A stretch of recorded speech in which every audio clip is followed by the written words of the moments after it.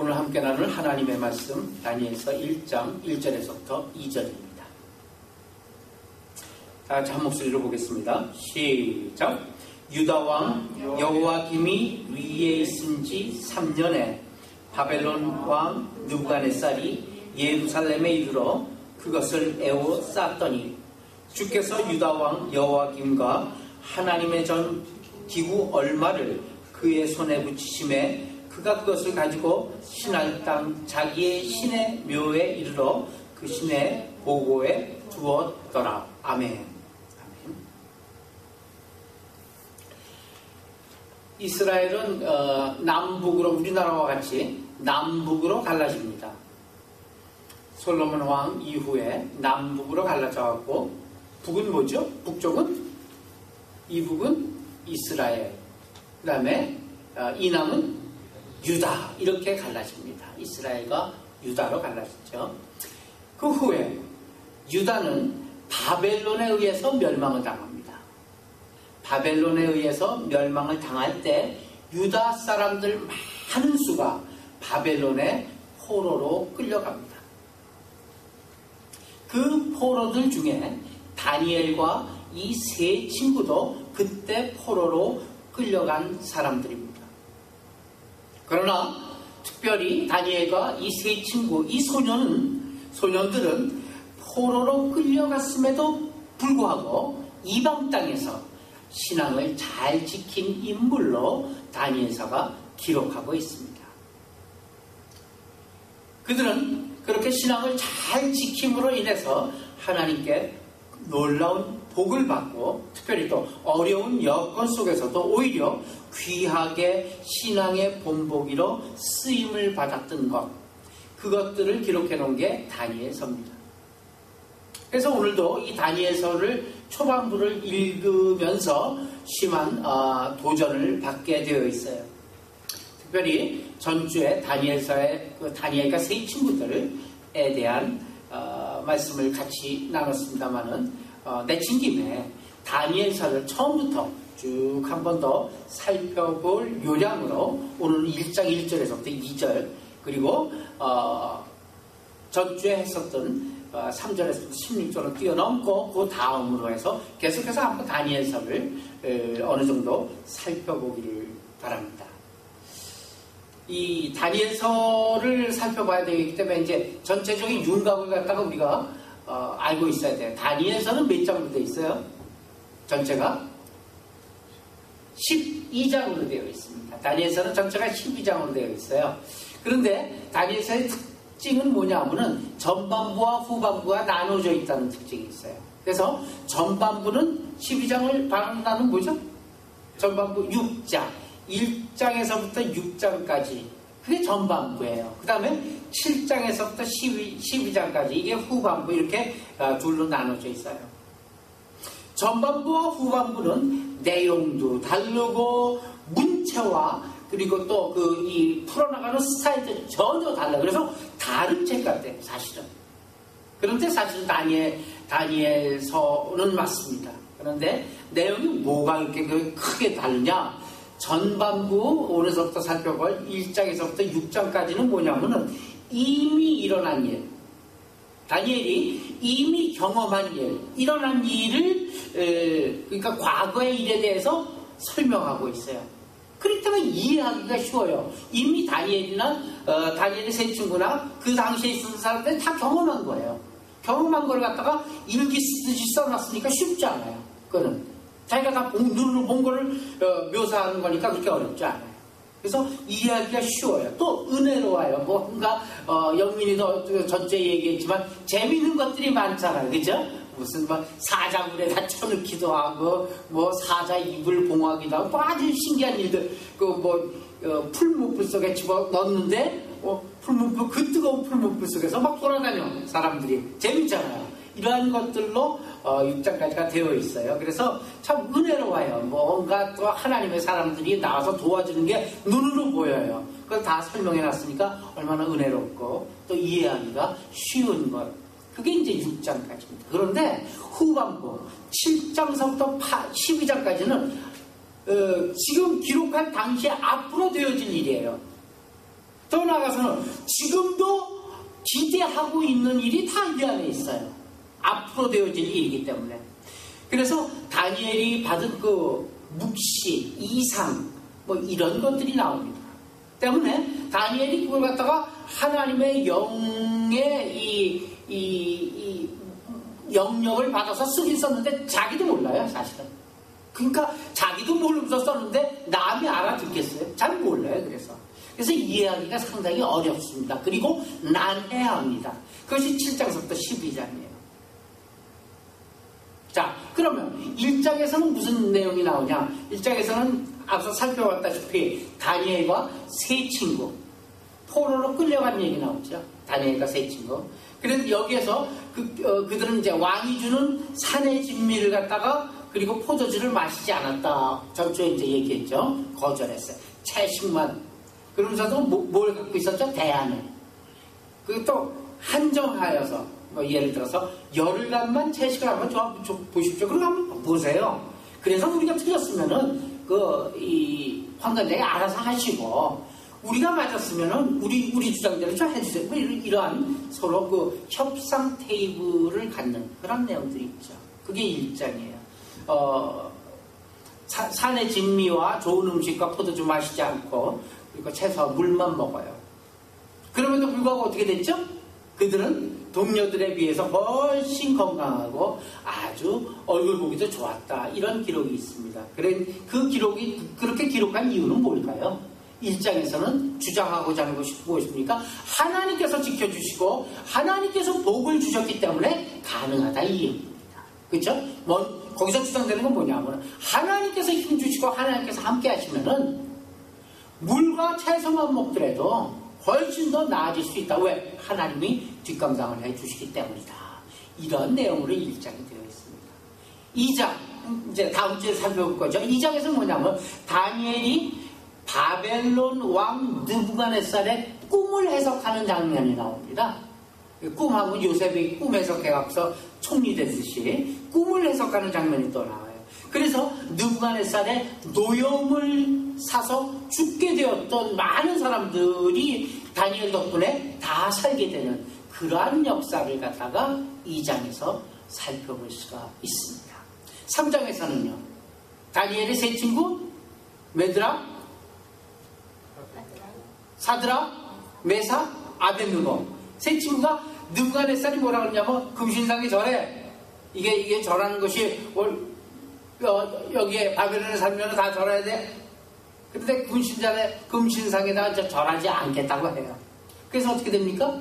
풀무불 속에, 풀무불이 뭐냐면 쇠고기는 그 불이잖아요. 7배나 뜨거운 풀무불 속에다 집어던져줘요. 그래서 어떻게 되죠? 하나님이 사자를 보내서 그 뜨거운 불 속에서도 타지 않고 불 속에서 막 놀고 있었잖아요. 같이 구해줬다. 그런 구원의 역사 그런 거 갖다 3장에서 아주 그냥 재밌게 읽을 수가 있습니다.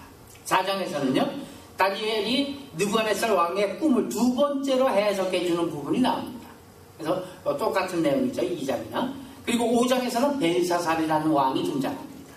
벨사살 왕은 뭐예요? 느부갓네살이 우리 지금 오늘 본문에서 읽었던 느부갓네살이 가져온 예루살렘 성전의 기명. 그러니까 기명이라는 게 뭐냐 하면은 제사 드릴 때 사용하는 그 금그릇들이에요. 그 기명, 즉 거룩한 이 성전에서 쓰는 기구들을 가져다가 벨사살 왕이 뭐하죠? 거기다 술 따러 내가 먹자. 내가 신이다. 내가 니들의 신이야. 이렇게 술을 담아 마신 겁없는 임금 벨사살 왕이 나옵니다. 그래서 죽게 되죠. 벨사살 왕은 끝. 하나님을 모독하다가 하나님의 심판에 의해서 바벨론까지도 몽창 몰락하게 되는 그런 멸망의 이야기가 5장에 기록되어 있어요. 그리고 나머지 6장은 뭡니까? 다니엘이 다리오 왕 때 모함을 받아서 이제 바야흐로 어디에 던져져요? 사자굴에 던져져요. 그렇지만 함께 하시는 하나님께서 사자를 어떻게 했죠? 사자의 입을 봉해놨어요. 그래서 다니엘을 지켜줬어요. 다른 사람들도 다 그렇겠지. 해갖고 대신들을 집어넣었더니 대신들은 어떻게 됐어요? 순식간에 뼈도 못 치고 잡아 펴줬어요. 이렇게 6장까지 흥미진진한 이야기로 채워져 있고, 그래서 재미있고 또 매 사건마다 특별히 교훈을 주는 그러한 내용이 6장까지 전반부입니다. 그런데 7장 이후부터는 앞으로 되어질 일, 묵시가 기록되어 있어요. 후반부 7장에서부터 12장까지에는 4가지의 받은 이상과 묵시에 대해서 기록하고 있어요. 4번의 묵시를 기록하고 있죠. 그렇게까지가 이 다니엘서의 전반적인 개요입니다. 개요를 살펴봤고, 그래서 오늘은 첫 장 1장 1절에서부터 2절, 뭐 2절밖에 안 됩니다만은 생각해 볼 내용이 굉장히 중요해요. 굉장히 중요한 내용이 각 절마다 하나씩 있어갖고 그냥 지나칠 수가 없어서 1절, 2절을 갖다가 띄어서 생각하면서 오늘 본문을 가지고 말씀을 나누고자 합니다. 자, 1절에서부터 2절을 생각하면서 제목을 뭐라고 썼어요? 믿는 자의 기준. 믿는 자의 기준이라는 제목을 놓고 말씀을 나누겠습니다. 1절 한번 다시 한번 읽어주시죠. 시작. 유다 왕 여호야김이 위에 있으신 3년에 바벨론 왕 느부갓네살이 예루살렘에 그것을 메웠었더니. 네. 유다 왕 여호야김이 위에 있은 지 3년에 바벨론 왕 느부갓네살이 예루살렘에 이르러 그것을 에워쌌더니, 이렇게 되어 있어요. 지금 이 다니엘서를 작성하고 있는 다니엘은 어디에 있어요? 네? 어디에 있죠 지금? 바벨론이에요. 바벨론에 끌려가 있어요. 근데 중요한 게 있어요. 바벨론에 있으면서 바벨론의 총리직에 높은 자리에 앉아서 귀하게 쓰임받고 있어요. 그러면서 그는 과거 자신이 끌려올 때 유다에서부터 끌려오게 된 배경을 얘기하는 거예요. 그런데도 어떤 왕을 앞세우고 있느냐? 지금 이 다니엘은 바벨론 나라의 총리예요. 바벨론 나라의 총리면은 그 총리가 누구를 보좌하죠? 바벨론 왕이죠. 바벨론 왕을 보좌하는 총리입니다. 분명히. 그렇죠? 그런데 어떤 왕을 앞세우고 있냐면은 바벨론 왕 느부갓네살이 아닌 맨 처음에 뭐라고 돼요? 유다 왕 여호야김을 앞세우고 있어요. 굉장히 중요한 거예요. 뭐 이런 얘기죠. 전 남미의 어느 나라에서 일본 사람이 이 대통령이 된 적이 있죠. 대통령인가? 총리인가 된 적 있잖아요. 그러면서도 그 사람이 얘기를 할 때 왕을 우리 왕 일본 천황이 뭐 이렇게 얘기하는 거랑 똑같은 얘기예요. 이제 어린 가만 볼 수가 있겠죠. 유다 왕 여호야김이 위에 있은지 꼭 자기가 유다에 있고 자기의 왕은 유다 왕 여호야김이라고 지금 이야기하고 있는 거예요. 어디에 있으면서? 바벨론에 있으면서. 무엇으로 있으면서? 바벨론의 총리 대신으로 있으면서. 그 다음에 보면 또 재밌어요. 바벨론 왕 느부갓네살이 예루살렘에 이르러 예루살렘에 이르렀다고 하고 있어요. 이르렀다는 말은 갔다는 얘기예요? 왔다는 얘기예요? 그럼 뭐예요? 예루살렘에 갔다는 얘기예요? 예루살렘으로 왔다는 얘기예요? 이르러 왔다는 얘기죠. 왔다는 얘기죠. 그렇죠? 곧 다시 바꿔서 한번 써본다면 느부갓네살 왕이 예루살렘에 와서예요. 그럼 자기는 지금 어디 있어요? 예루살렘에 있는 걸로 가정하고 있잖아요. 그렇죠? 실제적으로 어디 있어요? 바벨론에 있어요. 다니엘은 지금 마치 자신이 어디에 있는 것처럼 기록하고 있어요? 예루살렘이에요. 이것이 중요한 거예요. 예루살렘에 있는 것처럼 말하고 있는 거예요. 다시 말해서 다니엘은 비록 포로로 끌려갔지만 그 마음속에는 여전히 항상 나의 하나님, 나의 하나님의 택하신 백성, 다시 얘기하면 하나님의 선민, 유다 왕국의 사람이라는 그 자긍심, 그 긍지, 그 자부심이 그대로 갖고 있는 거예요. 포로로 끌려가서 갖고 있다는 것도 좀 생각해 볼 수 있어요. 근데 이 사람은 지금 바벨론에서 2인자예요. 2인자로 있으면서도 바벨론의 총리 대신이 아니라 여전히 자신은 유다 백성임을 분명히 갖고 있어요. 이게 사실은 이 다니엘만 갖고 있는 것이 아니라 이스라엘 사람들이 다 갖고 있잖아요. 이스라엘 여기에 지금 미국 움직이는 사람들이 누구예요? 유대인들이에요. 미국을 실질적으로 움직이고 있는 사람들은 유대인들이에요. 그들이 미국을 사랑하면서 움직일까? 아니에요. 모든 것이 다 자기 민족인 히브리 민족을 중심으로 해갖고 생각을 하고 있어요. 굉장히 중요한 겁니다. 제가 한국에 있을 때요. 아는 친구들이 먼저 미국을 왔다 갔다 하는 그 친구나 미국에 이민 간 친구들이 있어요. 뭐라 그러냐면 미국으로 갔다라 그러고 자꾸 뭐라 그래요? 미국에 뭐라고요? 미국에 들어갔다 그래요.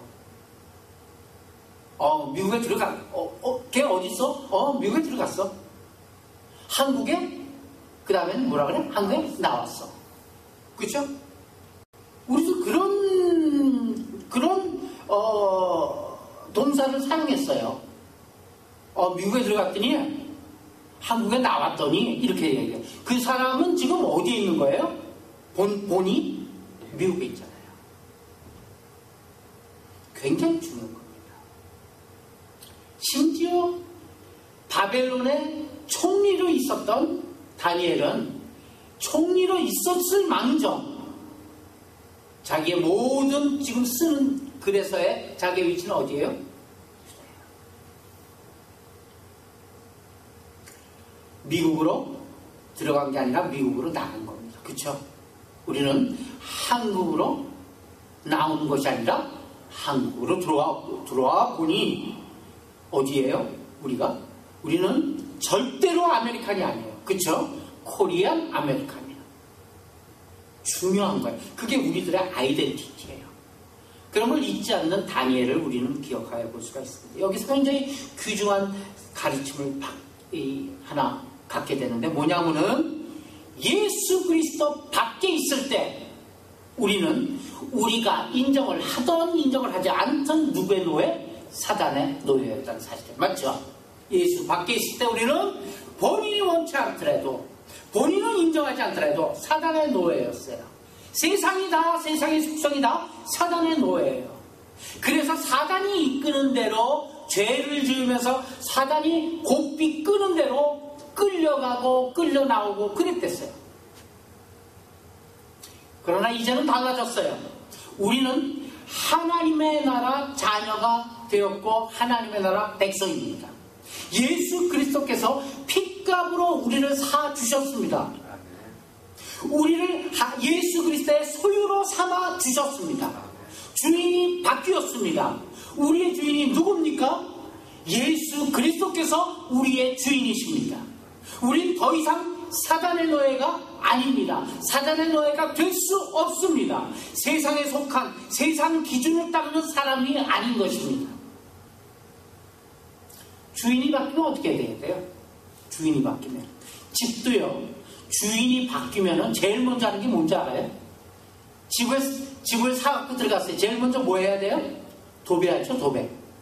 도배도 새로 하고 외벽도 다시 칠하고 이렇게 웬만한 거 바꿀 수 있는 거 다 바꿔요.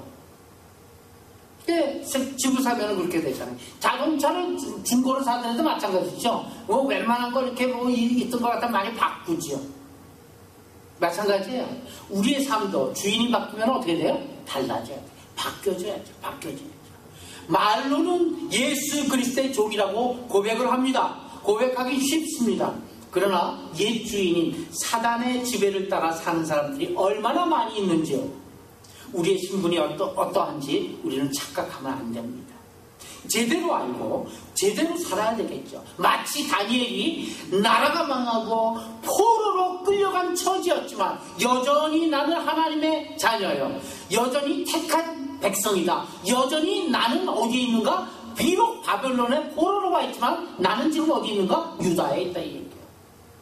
모든 기준이 유다에 있는 걸 기준으로 해서 모든 걸 설명하고 있어요. 미국으로 나간 것이 되는 거예요. 들어갔다가 아니라 한국으로 나온 것이 아닌가? 한국으로 들어온 것입니다.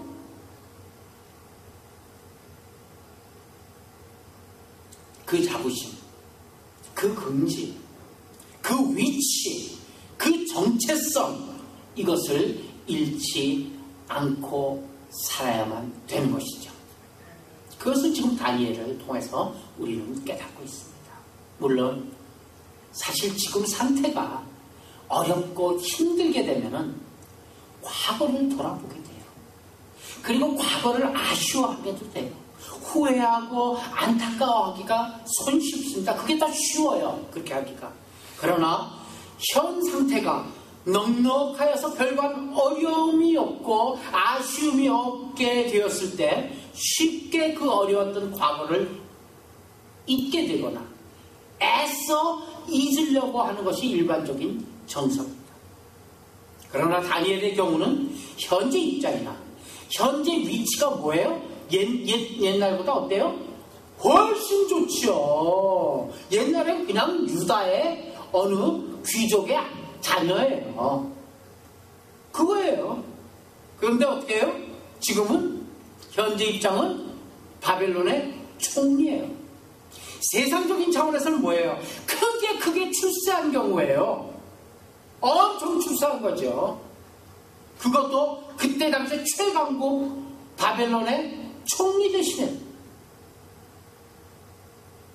애써서 과거 패망국 왕족의 입장과 그때 기준으로 되돌아볼 필요가 없는 위치입니다. 그렇죠? 그러나 그의 정체성은 더없이 하나님의 백성에 대한 긍지를 잃지 않음에 있었다는 사실이에요. 이게 굉장한 거예요, 사실은. 한번 생각해 보세요. 내가 다니엘이 되었다라고 한번 생각해 보세요. 그것이 그에게 펼쳐진 세상을 사는 기준이요, 자랑이었습니다. 그의 자랑은 남의 나라 가서 총리 대신하는 것이 자랑이 아니라 그냥 귀족의 자녀로 살망정 유대인으로서의 자랑이 더욱더 큰 겁니다. 왜냐하면 그에게 주어진 모든 환경과 모든 조건은 그가 믿고 의지하는 하나님께서 마련해 주신 것이라는 걸 알고 믿기 있었던 그 믿음 때문입니다. 바벨론의 총리도 하나님께서 해주신, 마련해 주신 것이기 때문에 그 원천이 되는 하나님 나라, 원천이 되는 그 하나님의 민족, 유다 민족이 먼저였다는 사실이에요. 이것이 그를 지켜준 살아있는 신앙이었습니다. 마찬가지 우리도 나는 예수 그리스도의 종이다.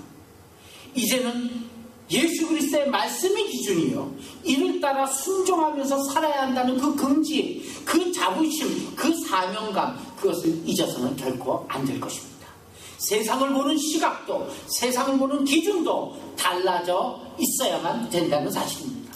우리의 시선이, 그리고 우리의 기준이 세상의 기준을 뛰어넘어 하나님의 기준으로 세상을 바라보고 하나님의 그 시각에서 세상을 바라보는 그러한 해안이 열린 예수님의 이름으로 축원합니다. 아멘.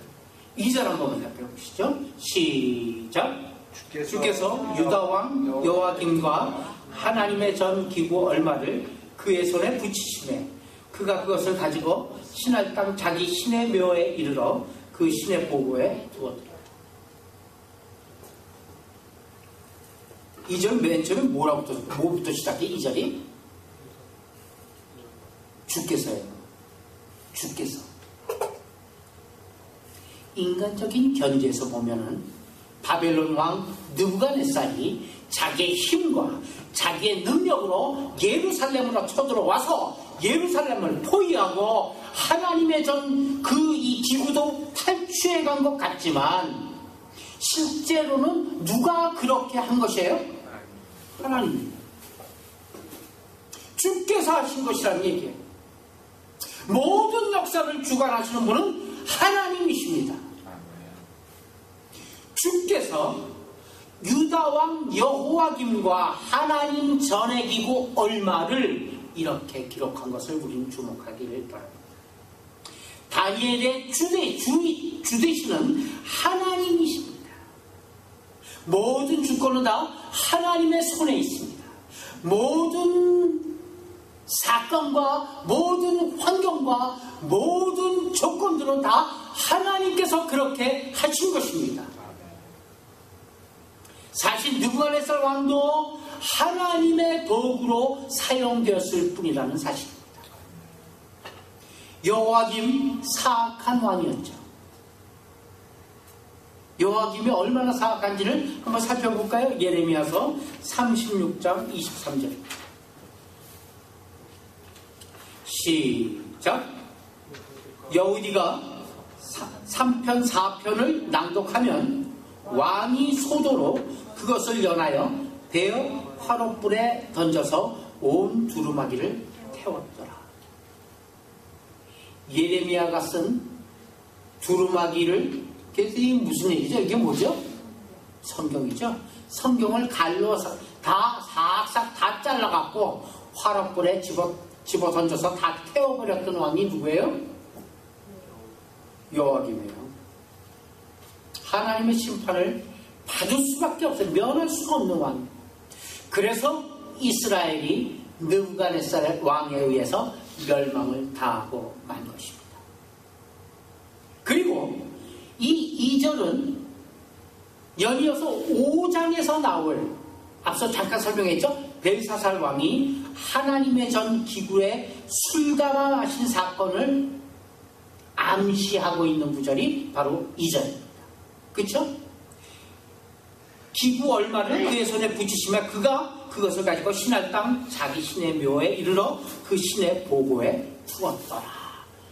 이렇게 기록해놨기 때문에 이것이 그대로 5장에서 벨사살 왕이 야, 그 기명 좀 갖고 와보라고 해갖고 거기다 술 따라 마시게 되는 거예요. 바벨론은 신할 땅 평지에 세워진 나라입니다. 바벨론의 기호를 잠깐 살펴보고 돌아오죠. 창세기 11장 1절에서부터 9절입니다. 함께 보겠습니다. 온 땅에 구음이 하나요 언어가 하나이었더라. 이에 그들이 동방으로 옮기다가 신할 평지를 만나 거기 거하고 서로 말하되 자 벽돌을 만들어 견고히 굽자 하고 이에 벽돌로 돌을 대신하여 역청으로 진흙을 대신하고 또 말하되 자 성과 대를 쌓아 대 꼭대기를 하늘에 닿게 하여 우리 이름을 내고 온 지면에 흩어짐을 면하자 하였더니 여호와께서 인생들의 쌓는 성과 대를 보시려고 강림하셨더라. 여호와께서 가라사대 이 무리가 한 족속이요 언어도 하나이므로 이같이 시작하였으니 이후로는 그 경영하는 일을 금지할 수 없으리라. 자 우리가 내려가서 거기서 그들의 언어를 혼잡게 하여 그들이 서로 알아듣지 못하게 하자 하시고 여호와께서 거기서 그들을 온 지면에 흩으신 고로 그들이 성 쌓기를 그쳤더라. 그러므로 그 이름을 바벨이라 하니 이는 여호와께서 거기서 온 땅의 언어를 혼잡게 하셨음이라. 여호와께서 거기서 그들을 온 지면에 흩으셨더라. 이게 바벨론의 시작입니다. 바벨론의 효시죠. 바벨론으로부터 그 말이 다 흩어지고 사람들도 다 흩어지게 되죠. 이 바벨론은 신할 평지에 세워진 나라입니다. 노아 홍수 뒤에, 창세기에 보게 되면 노아 홍수가 있었죠. 노아 홍수 뒤에 퍼졌던 인류가 시날 평지로 모여들어요. 그때는 노아 홍수가 끝난 다음에 쭉 사방에 흩어져 있었거든요. 그게 시날 평지로 전부 다 3, 3, 5 모여들게 되었어요. 그래서 그들이 뭐라 하면 더 이상 흩어지지 말자. 흩어져갖고 연약한 것보다는 우리 같이 뭉쳐갖고, 뭉치면 살고 흩어지면 죽는다 해서 뭉쳐서 더욱더 견고하게 하고, 성도 높이 쌓아서 이 도륙도 막고, 재해로부터도 막고, 다시는 홍수로부터도 우리가 그렇게 죽지 말자. 높이 성을 쌓게 되면은 홍수가 아무리 나도 끄떡없이 산다. 그래서 높은 탑을 쌓았어요. 그 탑이 뭐라고요? 그 탑이 무슨 탑이죠? 바벨 탑이에요. 바벨론은 이렇게 이 시날 평지를 중심으로 세워진 나라입니다. 그리고 또 그 평지에다 세워진 나라에서 표현도 벽돌을 만들어서 견고히 굽자. 옛날까지는 뭘 했어? 그냥 원래 있는 자연스러운 돌로 쌓아갖고서 성을 만들었거든요. 그거 하지 말자. 벽돌을 만들자. 벽돌을 만들어서 견고히 굽자. 그래서 벽돌로 대신하고, 벽돌을 돌로 대신하셨어요. 그 다음에 또 뭐예요? 역청으로 진흙을, 옛날에는 진흙을 달라붙여갖고 성을 올렸거든요. 근데 그거 말고 역청을 쓰자. 그래서 튼튼히 성을 올려서 흩어짐을 면하자. 이게 무엇입니까? 인간 중심의 인본주의 사상의, 인본주의 세상의 상징입니다. 사람이 지혜를 다 짜내서 우리가 우리 힘으로 우리를 보호하고 우리 힘으로 함께 모여서, 흩어지지 말고 함께 모여서 우리 힘으로 잘 사는 나라를 건축해보자, 건설해보자. 그 나라가 바벨론이에요. 우리가 오늘 기억해야 할 것은 모든 주권은 누구께 있다고요? 하나님께 있다. 하나님께 있다는 사실입니다. 인본주의 사상, 인간 중심의 사상, 바벨론 사상입니다. 바벨탑 사상입니다. 기어이 하나님께서 멸하십니다. 모든 주권은 다 하나님께 있음을 믿으시길 바랍니다. 그것이 사실입니다. 모든 것은 하나님께서 다스립니다. 여호와김 왕도 느부갓네살 왕도 다 하나님께서, 주께서 허락하셨기 때문에 그렇게 주께서 그들을 사용해 쓰신 것입니다. 하나님 모든 것을 다스리는 것을 우리는 믿고 있어야만 됩니다. 내 힘, 내 능력을 의지하면 패할 수밖에 없다는 사실. 그러나 섭리는 하나님께서 하시고 주권도 하나님께 있다는 진리를 잊지 않을 때, 그래서 하나님 앞에 머리 숙이고 하나님 앞에 무릎 꿇고 하나님 앞에 의지하고 하나님으로 더불어 삶을 살아갈 때 늘 하나님께 도우심을 구하는 우리는 하나님께서 먹이시고 하나님께서 살리실 줄 믿으시길 바랍니다.